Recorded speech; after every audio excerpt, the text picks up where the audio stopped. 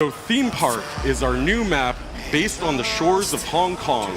As you can see, it is an abandoned theme park with a lot of overgrowth and this really central corridor. It has beautiful vistas overlooking Hong Kong and a remnants of the once beautiful theme park. It has been taken over by these squatters, these drug lords creating meth in the lobby, but there are also these remaining features like the haunted house, which is so beautiful and a little bit spooky. It is one of our main intentions behind it. Definitely. He's a 2-speed, 2-armor operator who has access to a shotgun with by default a silencer and also a very cool SMG. So a silenced shotgun is one of his primary weapons. Exactly.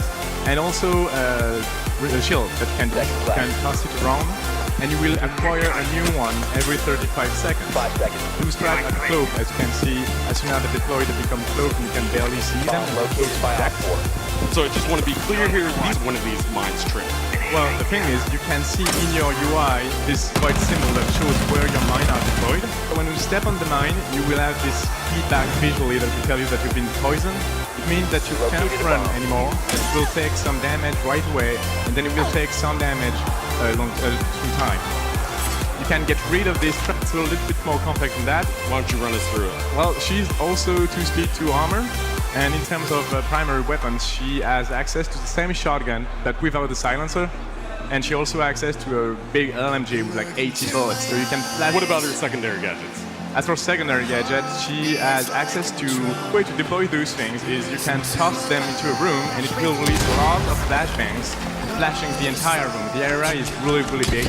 On top of that, she's immune to her own flashes, so she can push right behind the flash. You can deploy this the way you would do with fuse cluster charge on a wall. You can add a timer to that thing to add a certain delay between the length of the device and the way it releases flashbangs.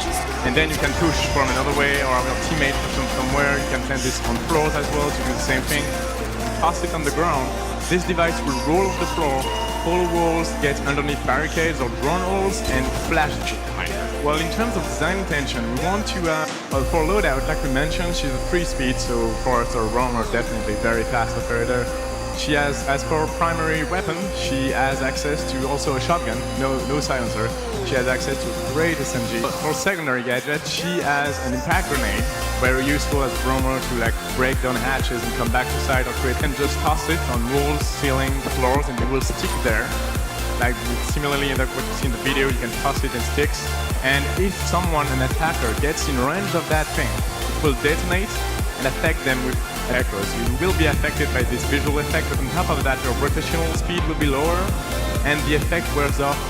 You react, get the kill on your opponent, or run away and try to find another angle. So yeah, so as you can see here, she can actually use a concussion mine on herself. That way you might give instant karma to a filthy slave trying to finish you. Sledgehammer